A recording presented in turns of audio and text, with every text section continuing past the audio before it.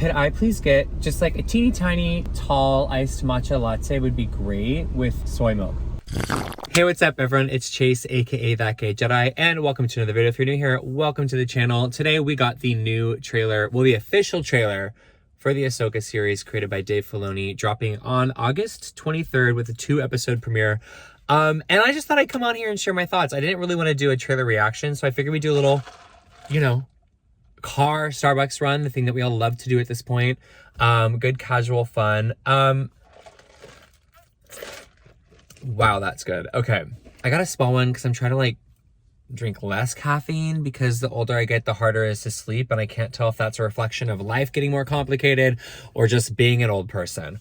Anyways, I just want to talk really quickly about like my personal relationship to AHSOKA as a character. Obviously we're a fan, but also like this series, and also my reaction to the trailer without doing a full reaction trailer. So, I mean, like many Star Wars fans, she's meant a lot to me.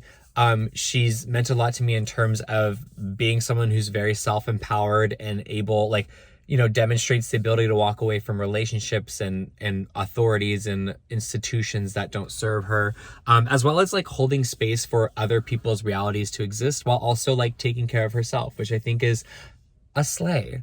And also she's just like a badass queen. And basically, I mean, I named my dog after her. There's a photo for you, if you're watching. So yeah, she's meant a lot to me over the years. Now, when it comes to the show, my hype hasn't really been there. And I haven't been against the show, but I've been very much like, yes, I'm looking forward to the series. It's less, so it's more that and less like, let's go.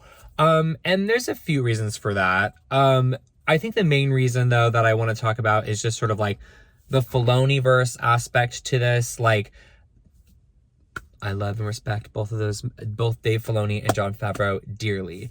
But I think there's a little bit of like, I mean, honestly, like the retconning of queerness and people of color that has happened, regardless of if you care about that, that's totally fine. That's something that I've cared about, that has sort of like tinted my relationship with their work in terms of like steamrolling over like published works, especially published works with representation.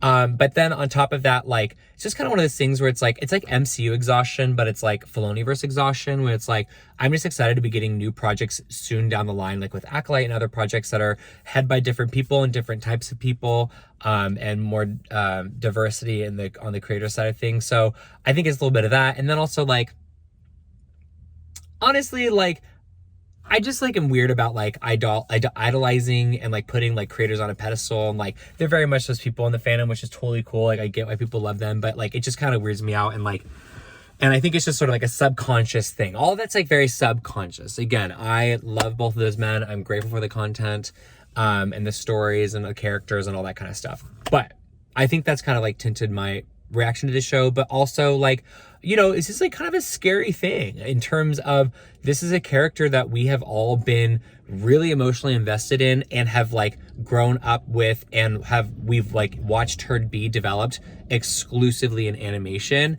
Obviously she has had live action appearances, but you know, almost exclusively in animation we've been with this character. So to transition into her own show and to continue her evolution and her growth as a character through a different medium is kind of scary. It's good, but it's like, scary. Like, is it going to hit the same? You know, like all those feelings. But I have to tell you guys, this trailer,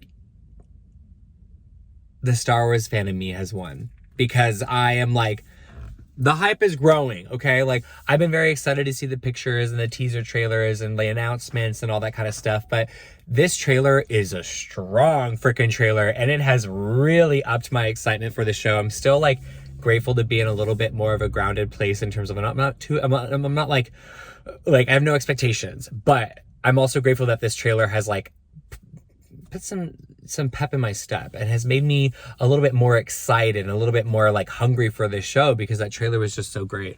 I gotta say, the first and foremost, the line, well, I'm gonna take a little sip because that's something I always forget to do.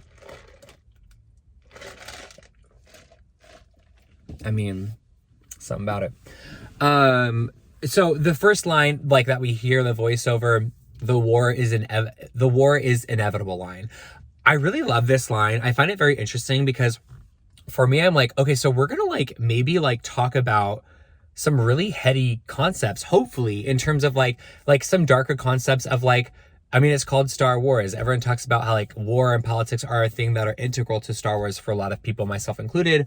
And like, I'm kind of like, war is inevitable. Like, it's kind of a dark idea, but like, it kind of like is an interesting mirror to hold up to society in terms of like, humans are gonna fight. You know what I mean? Like, that's what humans do. Like, none of us will always get along 100%. Like, we will be fine. Like, I'm just like, I like this like idea, and I kind of love the idea of these orange bladed Sith people to be sort of like a new form of Sith that is maybe a little bit more like socio-politically tapped in to the in-universe culture, meaning that they're like, we don't like the traditional Sith way. We have like a new way of doing it, and that's very practical, and it's very scary, and it's very like dark-sided, or maybe the opposite. Maybe like they're super traditional and they don't want to get wrapped up in politics, and they just want to be like dark side users. You know what I mean? And that would also be really, really interesting.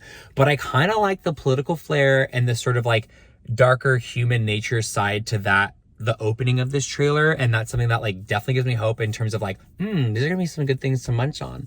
I also gotta say, the emotion between Ahsoka and Sabine like really surprised me. Like, I wasn't expecting to be so like moved by that, but I'm like already very invested in them as characters just from the trailer, and of course like their prior appearances in Star Wars shows. But the trailer really did a good job of like capturing my investment in their relationship. The Anakin Skywalker mentions, if there's one thing I am, you guys, it's a Stanikin, okay? I love my boy Anakin. The Anakin mentions were great, and they carried some emotion. I'm cautiously optimistic about that moving forward, because we haven't really gotten a lot of that in Ahsoka's appearances post like the Clone War, post Anakin's fall, right? We haven't really gotten a lot of mentions of Anakin, and a lot of like direct, clear processing of what that has been like for Ahsoka and all that kind of stuff. And I think it was handled beautifully in the Obi-Wan series. But the fact that we got 2 mentions of Anakin's name in this like one super short trailer, I'm like, okay, well, I hope there's not too many. Like, I hope we don't just like, I don't want the relationship between Anakin and Ahsoka, or the trauma that's there, to be cheapened by like over inundating the story with like Anakin name drops, if that makes sense. So they were cool. And also a yellow flag, not a yellow flag, that's even too strong, but you know, it's a little bit like, oh, I like that, but like, you know, good things in small doses. So we'll see how that plays out, but I'm definitely hopeful. Like I said, I'm a Stanikin. Also, Sabine looks amazing, and not only like physically, like character appearance wise, but the actress is like, I don't know, she really emotes and expresses herself. It just feels so Sabine to me. Like, I'm really happily surprised by that. I also think Thrawn looks great. And like, Sabine and Thrawn were definitely my favorite, like, ooh, like I'm hungry for that. You know what I mean? From the trailer. So that was really exciting. Of course, like, also the music from the Kiners is going to be, so I got to shout out to the music. I can't wait for some new Star Wars music that you know is going to hit some type of way. And those are kind of like my first takeaways from the trailer. I'm really, really excited for it. I hope you guys are excited for it. I hope you're feeling just as energized, if not even more energized as I am about it. And I can't wait to get some Star Wars back in my life. So yeah, let me know what you think of that. UPS, let me know what you think of the trailer down below in the comments. If you like this video, please click thumbs up and subscribe if you like the vibe. Thank you so much for watching. I love you so much, and may the force be with you always.